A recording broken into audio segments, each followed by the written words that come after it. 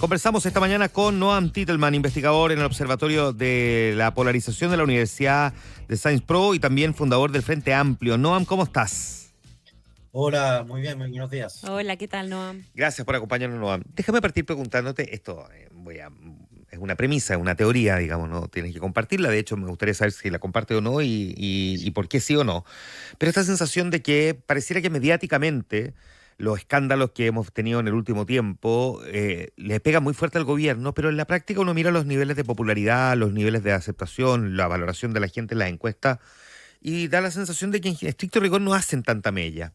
Y me gustaría saber si primero compartes eso y segundo, ¿por qué como ese desacople entre, hablamos mucho del escándalo Monsalve que tiene el gobierno contra las cuerdas y la verdad es que uno mira los niveles de respaldo al gobierno y no son muy distintos? De hecho, la última encuesta que demuestra un respaldo con el mismo apoyo previo al caso Monsalve.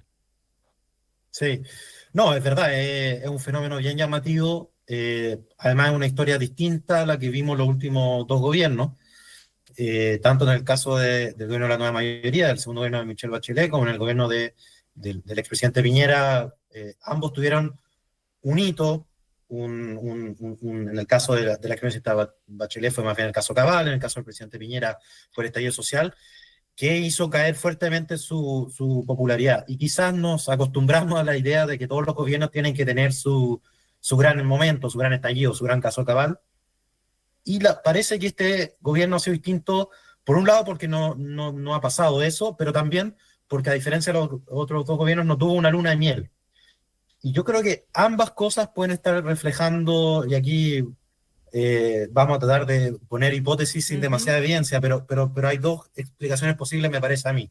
La primera es que estamos en un momento, en algún sentido, más polarizado. O sea, y efectivamente hay alguna encuesta, algunos resultados de la encuesta Criteria que muestran algo así. O sea, hay una base, al parecer, de un torno al 30% de la población que se siente muy fuertemente identificada. No sabemos exactamente si con la figura, digamos, general del gobierno o en particular del presidente Boric.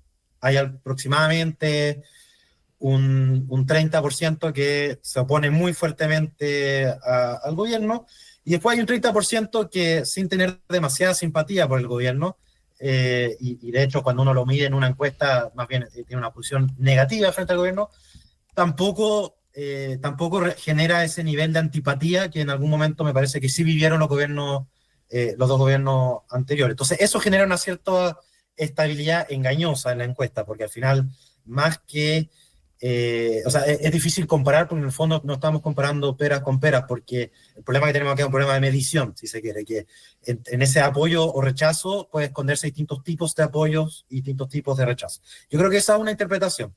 La otra interpretación, más triste quizá, es que quizás estamos en un momento de un nivel tal de desilusión con la política que escándalo más, escándalo menos, acusación constitucional más, acusación constitucional menos, hay poca movilidad porque en general hay un cierto hastío con la política, que yo creo que también puede ser parte del reflujo del estallido social. La gente tiene su posición y pase lo que pase, no se está moviendo demasiado en uno u otro sentido. Que en ese sentido también es interesante leer con esa luz, digamos, los resultados electorales, los últimos resultados electorales que hemos visto. Noam, ¿y cómo debieras tú que el gobierno, cómo creerías tú que el gobierno debiera administrar eso? Porque efectivamente esas dos interpretaciones pueden estar puestas sobre la mesa, ¿verdad? Y eventualmente pensar que tienes un porcentaje incombustible de apoyo puede llevarte a tomar decisiones equivocadas. ¿Cómo debiera el gobierno administrar esa idea de que hay un porcentaje finalmente que no te quita el favor de manera permanente, pero que no te quite el favor no significa necesariamente que te apoye de manera incondicional? Exacto, sí. Bueno, las reglas de la democracia en general son que para poder avanzar en cualquier tipo de cambio importante se necesitan mayorías, y 30% nunca va a ser una mayoría. Claro. Y por lo tanto se enfrenta efectivamente el gobierno a un problema. Yo creo que además el otro fenómeno que también está dando vuelta ahora es que ya este gobierno está entrando en su último año, ya hay un fenómeno de pato cojo. Entonces más bien el tipo de discusiones que me imagino se están dando en la moneda, yo sé que esta palabra está hipermanoseada, pero el legado, ¿no? Yo creo que a esta altura ese es el tema que probablemente esté enfocado al gobierno. Y ahí hay que pensar en cómo uno va más allá de su nicho. Yo creo que este es un problema general de la política. Y si le hacemos un doble clic, además ahora que ya se está empezando a discutir además el relato de los próximos gobiernos, como yo creo que ya estamos en un momento de pato cojo. Yo diría que cuando gana la derecha, típicamente reclama porque los movimientos sociales no le permiten hacer la reforma que quiere hacer, y cuando gana la izquierda reclama de que un sector importante, el gran empresariado, no le permite hacer las reformas que quieren hacer. Pero esas dos críticas en el fondo tienen algo de ridículo, y sin menospreciarlas, pero Sí. porque es como reclamar que el agua moje, ¿no? Es cómo funciona el tablero, es cómo está dispuesta las correlaciones de fuerza, es así. Y yo creo que para el gobierno actual, digamos, es que está pensando en su legado, efectivamente la pregunta es cómo logra convencer, digamos, a ese mayoría del país, que no basta con ese 30%, para avanzar algunas reformas importantes, puntuales. Yo creo que algunas cosas se han hecho, me parece muy interesante lo que pasó con la aprobación del Ministerio de seguridad. Seguridad. Hay algunas otras reformas que creo que también han sido interesantes, y quizás no se han ganado los titulares, pero han habido algunos cambios, por ejemplo, en temas de permisología, la reforma de la ley antiterrorista, que yo encuentro que debería haber sido un tema enorme, la verdad que los medios no pareció tanto, en fin. Pero yo creo que ese tipo de discusiones, cómo uno habla con ese grupo que está más allá del 30, porque efectivamente puede ser muy tentador, sobre todo cuando uno quizás mueve el foco desde el Ejecutivo y piensa en los parlamentarios. El Ejecutivo necesita aprobar cosas, ¿no? Y por lo tanto ganar elecciones presidenciales significa tener más del 50%. Pero para el diputado, el senador que está pensando en su reelección, la verdad es que con un 30% se puede llegar muy lejos. Entonces yo creo que por ahí puede haber una tensión cada vez más fuerte y más clara. Las elecciones de alcalde, concejales, consejeros regionales, la segunda vuelta de gobernadores, dejaron en claro al menos dos cosas, ¿no? Uno, que a la derecha le fue bien, particularmente Renovación Nacional, pero que los que pensaban que la izquierda iba a estar en el suelo se equivocaron y digamos que al oficialismo le fue mejor de lo que muchos habían augurado, es decir, lo muestra altamente competitivo, lo que significa que será altamente competitivo el 2025 también, tanto en la elección parlamentaria como en la elección presidencial. Pero a diferencia de lo que ocurre en la derecha, donde podría uno decir que a lo mejor pecan de exceso de candidatos, más allá de si tienen los niveles de respaldo o no, hemos visto algunos que vienen subiendo de forma interesante, como el caso de Johannes Kaiser, en el oficialismo la verdad es que no hay candidato, salvo la declarada candidatura del diputado Vlado Mirosevic, que no aparece en las encuestas. Todos los que aparecen mencionados en las encuestas han tratado de dejar meridianamente claro de que no van a competir en la presidencial. Michelle Bachelet, Tomás Boanovich, Claudio Orrego, por citar tres. ¿Por qué se produce ese fenómeno? ¿Y Sí. cómo lo interpretas? A ver, primero la consecuencia, porque a ver, es probable que finalmente algún candidato emerja para algún sentido de continuidad al oficialismo, pero yo creo que no es inocuo el hecho de no tener candidatura más o menos clara a estas alturas del partido, como si lo tiene la derecha, porque es verdad que hay distintos nombres que aparecen, pero todos saben que en el fondo las cosas se están ordenando más o menos rápidamente en torno a la candidatura de Evelyn Matei. Y yo creo que la derecha tiene una oportunidad, como no había tenido en un buen rato, de hacer algo que yo creo que al oficialismo le va a costar mucho porque no tiene una figura en torno a ordenarse, que es ordenar un relato. Y hay distintas definiciones de qué significa esto de relato, pero porque claro, una parte del relato puede ser una cosa más de marketing, un mensaje comunicacional. Uh-huh. Pero un poco volviendo a lo que les planteaba antes, y a mí me pareció bastante interesante, antes de las municipales, algunas intervenciones públicas que había dado, por ejemplo, Hernán Larraín, que además hablaba en calidad de alguien que fue presidente de partido, presidente de Bópoli durante el estallido social, sobre la pregunta, y también algo parecido en la misma línea dijo Daniel Mansuy en alguna entrevista, que es la pregunta sobre qué aprendió la derecha del estallido, pensando en la alta probabilidad de que, por ejemplo, Evelyn Matei sea la próxima presidenta de Chile. ¿Por qué no pasaría lo mismo que le pasó al presidente Piñera en algún sentido en sus dos gobiernos? En un caso fue el estallido social, pero de alguna manera la movilización estudiantil fue parecido. ¿Por qué esta vez un gobierno de derecha no se va a encontrar con un muro cuando tenga que dialogar con los movimientos sociales? Porque la verdad es que solamente en los autoritarismos electorales, cuando uno gana las elecciones, significa que puede hacer lo que quiera. En las democracias plenas, las democracias liberales, cuando uno gana las elecciones del Ejecutivo, lo único que se gana es el derecho a empezar a negociar con el legislativo y en general con la sociedad. Entonces, yo creo que eso es un problema muy importante para el oficialismo, porque aunque aparezca un candidato más adelante, este tiempo perdido de alguna manera no sale gratis. Y la pregunta que tú me hacías, Juan Manuel, de por qué está pasando esto, porque yo creo que efectivamente una cosa son las consecuencias y otra cosa son las causas. Yo creo que hay un déficit de liderazgo que es traducción, en alguna medida, un déficit orgánico. ¿Qué quiero decir con esto? Hasta hace muy poco, o sea, si uno piensa todo lo que costó para las fuerzas políticas que están en el gobierno aceptar llamarse coalición, de hecho nunca lo hicieron, en un momento algo había así como dos coaliciones, una alianza, todas las miles de vueltas que se dieron en ese sentido, yo creo que eso pasa a la cuenta, por un lado, y por otro lado, hay ciertos liderazgos que yo creo que había algún resquemor de ordenarse en torno a ellos. Yo creo que Claudio Rego, por ejemplo, de hecho la presidenta Bachelet en algunas intervenciones también mencionó a Claudio Rego como eventual candidato presidencial. Claudio Rego tiene es una figura interesante que además se perfila después de la elección de gobernador, aunque él también ha descartado ir como candidato, porque si se fijan, hace un buen rato hay un relato sobre la ausencia de un centro político y de alguna manera que sea heredero del legado de la Concertación. Y bueno, yo creo que Claudio Rego es la primera figura quizá en una década que de alguna manera ha logrado encarnar exitosamente esa figura. El discurso de Claudio Rego después de ganar la segunda vuelta de gobernador a mí me hizo pensar que Claudio Rego puede haberse salido de la democracia cristiana, pero la democracia cristiana no se ha salido de Claudio Rego. O sea, fue un discurso que realmente creo que expresó una imagen, una cosmovisión demócrata cristiana como no se había visto en mucho tiempo, después de un resultado electoral bien importante, ¿no? Uno de los uno de los representantes con más votos de Chile en esta altura. Entonces, yo creo que hay ciertos resquemores a abrirse, por ejemplo, a ese tipo de candidatura. Y además, el gran problema que tenía en general la centroizquierda, que es un problema que se viene heredando desde hace décadas, es esto de yo creo que quizá injustamente llamada generación perdida, ¿no? Esta idea de que hay una generación que lideró la Concertación, que ya tiene cuadros, pero ya de mayor edad. Hay una nueva generación que fue la generación que lideró, digamos, el Frente Amplio y que hoy día, bueno, el presidente Boric es quizás su máxima expresión.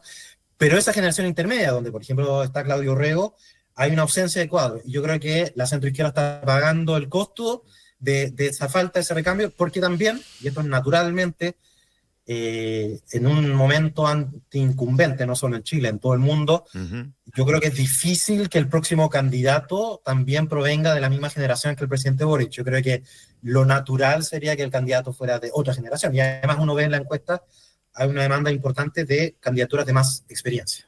Y yo creo que es un atributo que empieza a ser más valioso. Vamos a hablar de eso al tiro, pero solo para decir, porque tú decías que te parece un poco injusto que se hable de la generación perdida. En estricto rigor, Noam, fue una generación perdida en el sentido de que quienes estaban por sobre ellos no le permitieron, en la práctica, no le dieron mucho tiraje a esa chimenea a figuras como la propia Carolina Toá, Ricardo Lagos Weber, Felipe Arboe, Claudio Rego y varios otros más, que en el fondo tomaran la posta y tuviesen ese liderazgo. Había una especie como de excesivo celo en la tutela de nos costó un mundo recuperar la democracia y trataron de aferrarse a mantenerla, hasta que finalmente en la práctica pasamos de esa generación, de los que gobernaron cuando llegaron con Elwin, al Frente Amplio. Y esa generación intermedia casi no se les dio mucho poder real. Sí, no, yo creo que mirando hacia atrás, el diagnóstico estoy completamente de acuerdo. El único matiz que yo lo pondría es mirando hacia adelante, que una generación que todavía puede... Claro, digamos, no está perdida del todo, pero se la saltaron. Claro. Fue una generación saltada al menos. No sé perdida, pero sí saltada. Ya, y déjame... Exactamente, y de hecho Claudio Rego y Carolina Toá son dos nombres que han sonado como potenciales presidenciales. Ahora, tú decías que el Frente Amplio debería entender, o creo haber entendido esto, no llevar una candidatura equivalente a la de Gabriel Boric en términos de juventud, por decirlo de alguna manera, pero lo conversábamos con Connie antes de la entrevista.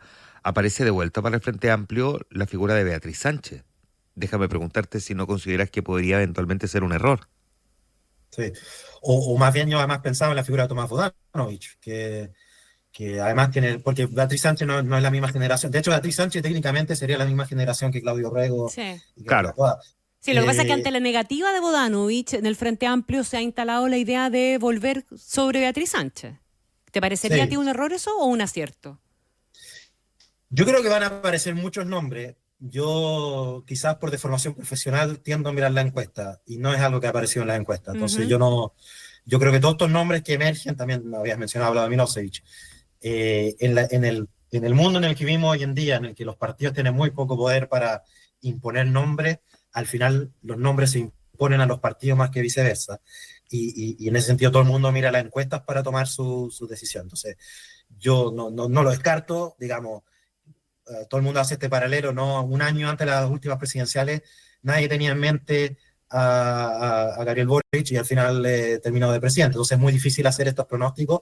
Yo al menos no me atrevo a quemarme con un pronóstico en ese sentido, pero no creo que si uno mira, digamos, hacia dónde empuja la inercia política hoy en día, no me da la impresión que va para allá. O sea, me da la impresión de que hay cierto empuje a experiencia. Entonces, por ejemplo, figuras de alcaldes, gobernadores, tiene sentido que estén liderando en las encuestas porque yo creo que es una cierta imagen de, por un lado, distanciamiento de la política cotidiana, yo creo que también hay un cierto hastío de la pelea chica, si se quiere, de la política cotidiana, pero también hay una cierta valoración de la gestión o de algo que se percibe como el espacio de gestión.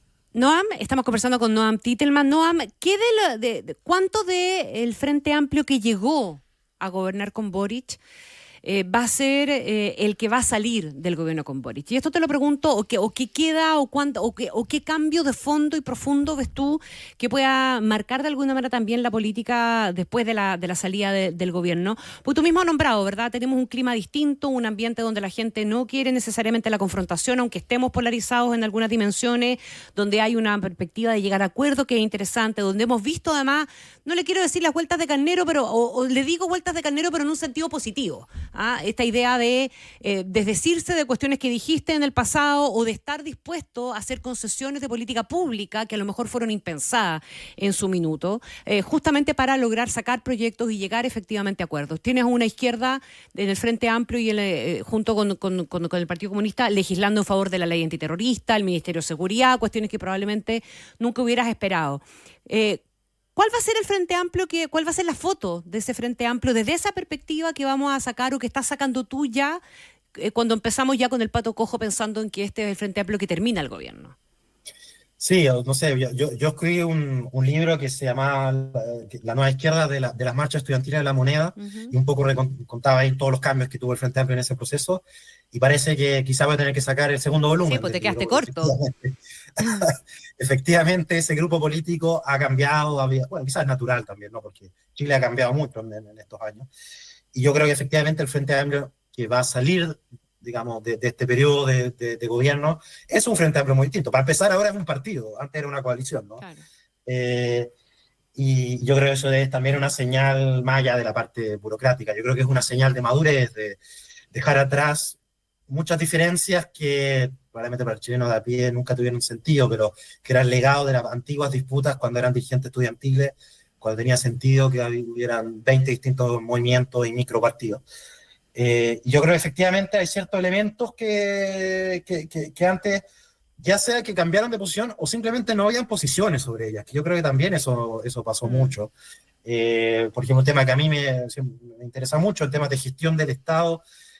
Una de las cosas que yo creo que es más dolorosa, a ver, gestión del Estado es interesante porque en cada uno de los gobiernos, el último gobierno, ha habido críticas sobre el gobierno de turno con problemas de gestión. Hoy día no se recuerda mucho, pero al gobierno de la nueva mayoría, una de las típicas críticas que se le hacían es que, a diferencia de la concertación, no tenía los cuadros técnicos para hacer las reformas que se habían presentado. Al gobierno de Piñera, como era la primera vez que entraba a la derecha a gobernar, se le criticaba por exactamente lo mismo, que no tenía capacidad de gestión, pero no tenía la experiencia, y ahora que hubo un gobierno del Frente Amplio, le pasó un poco lo mismo. Pero una cosa que es innegable es que, por ejemplo, para el programa de gobierno del Frente Amplio, prácticamente no apareció el tema de la armonización del Estado y de las gestiones. Yo creo que ese tipo de cosas, esa discusión sobre lo que significa, digamos, hablar del poder desde el poder, no desde observando el poder de afuera, yo creo que ese tipo de cosas son relevantes y también cambia totalmente el tono de crítica, ¿no? Cuando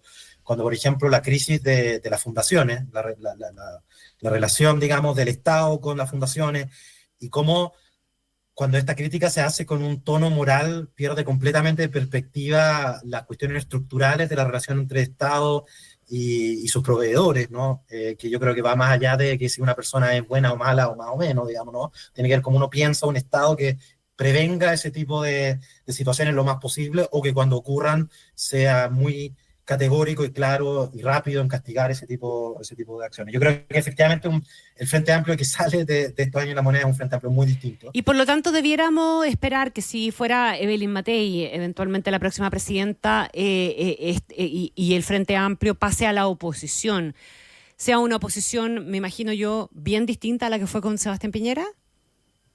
Yo soy muy pesimista en ese sentido. Y ¿Sí? hace poco tuve una discusión de esto con una persona de derecha. Yo le planteaba un poco lo que les decía antes, que yo creo que una de las oportunidades que se le presenta hoy día a la derecha en torno a la candidatura de Evelyn Matei, especialmente en esta ventana entre estas dos elecciones, es preguntarse por qué no, en un eventual gobierno de Evelyn Matei no le pasaría lo que pasó en los últimos dos gobiernos de derecha, y cómo la relación con el legislativo, con el Congreso, con la oposición, pero también con los movimientos sociales podría ser distinta. ¿Cómo podría ser diferente? Y lo que me respondía esta persona de derecha, bueno, pero eso lo debería preguntarse la izquierda, ¿por qué va a actuar diferente en este gobierno? Yo soy muy pesimista porque yo creo que las reglas del juego como lo son hoy en día, digamos, estoy pensando en el sistema político, en el sistema electoral, pero también en la relación que tiene la sociedad con los partidos. El informe del PNUD, por ejemplo, que la derecha, yo creo que erradamente, muy rápidamente lo descartó y no le quiso dar no quiso darle mucha vuelta a lo que aparecía ahí, pero una cosa que plantea justamente esta relación de la sociedad civil con la política, que es una relación de castigo, que en el fondo lo que está mirando es cómo los políticos castigan a la política, y por lo tanto hay un cierto premio a las oposiciones por ser más virulentas. Yo creo que eso es una regla que no va a cambiar porque cambia el gobierno de turno, y en ese sentido yo me temo mucho que tal como le ocurrió a la que hoy día es la oposición, cuando fue oficialismo, y mañana a lo que son en la oposición, si no cambian las reglas del juego, el comportamiento yo creo que se va a mantener de manera muy parecida. Yo soy muy pesimista. Yo no creo, no quiero ser aquí quizá excesivamente pesimista, pero yo no creo en la bondad de los dirigentes políticos en general cuando se tratan de estas cosas. Yo creo que si va a haber un cambio es porque por fin hay un cambio en las reglas del juego. No hay una perspectiva de cambio en las reglas del juego, aunque sea un desde finalmente con esta idea o la iniciativa presentada por un grupo de senadores. ¿Te parece a ti que vale como un desde o tienes también argumentos en contra de esa idea? Sí, aquí pasa un poco. Yo me acuerdo cuando estaban las discusiones constitucionales y empezaron a emerger un montón de expertos constitucionalistas. Y una de las cosas más terribles es que cada experto constitucionalista no te decía este texto se puede interpretar de una u otra manera. Te decía este texto significa X y Z. Y cualquiera que diga otra cosa está equivocado. Y algo parecido pasa con los sistemas políticos. O sea, todos los sistemas políticos tienen sus costos, sus beneficios. No hay ninguna regla perfecta. Por ejemplo, en Francia hoy en día el sistema electoral es un sistema uninominal, que en teoría es el sistema que más promueve las mayorías y evita la fragmentación, y acaba de caer el gobierno con un voto de censura en un parlamento completamente fragmentado, con 3 bloques, casi 20 partidos. Entonces, tenemos que partir de la base que no hay sistema político perfecto que va a resolvernos todos los problemas, pero hay algunos mejores que otros. Y en ese sentido yo saludo mucho, por lo menos que exista el interés y la iniciativa de generar un acuerdo amplio para hacerlo. Y quizás el punto más importante de los sistemas políticos exitosos, y fue el mayor error de nuestra convención constituyente, es que los sistemas políticos exitosos, más allá del detalle de la ley, son un acuerdo entre las fuerzas políticas vivas del país, donde uno se pone de acuerdo en las reglas marco y dice, ok, vamos a sacarnos la cresta eventualmente en todas estas cosas, pero estas cosas no. Aquí no. Aquí hay un cierto nivel de acuerdo. Por ejemplo, podríamos decir, las acusaciones constitucionales hoy día están siendo usadas en exceso. No es aceptable que los gobiernos no puedan gobernar porque los ministros le estén cambiando cada 2 meses, algo que cambia en esa regla del juego, por ejemplo. Nos parece que 20 partidos son demasiados partidos, vamos a cambiar la regla del juego para que haya menos partidos en el Congreso. Ok, nos parece mal que en la práctica nuestro Congreso no esté polarizado, porque no hay 2 polos, hay 155 polos, ¿no?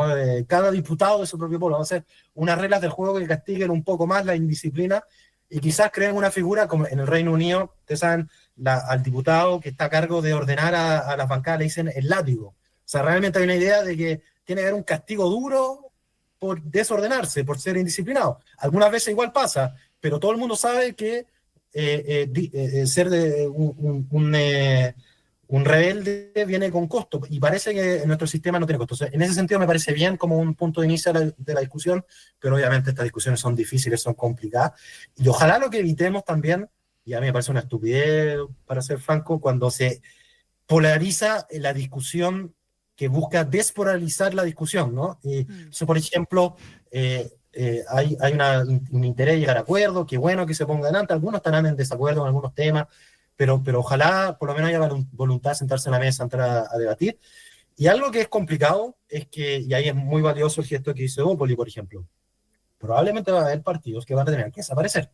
No hay manera de resolver la cuadratura del círculo no da sin que se parezcan algunos partidos. Y podemos ser flexibles en los plazos, o sea, a lo mejor no se le da cierta oportunidad a los pequeños partidos que hoy en día existen a crecer o a fusionarse con otros partidos. O sea, decimos, digamos, estas típicas transitorias, que de 4, 8 años, en fin, sí. Yo creo que lo que menos hay que pelear por los plazos, pero efectivamente me parece una buena señal que se está abriendo esa discusión.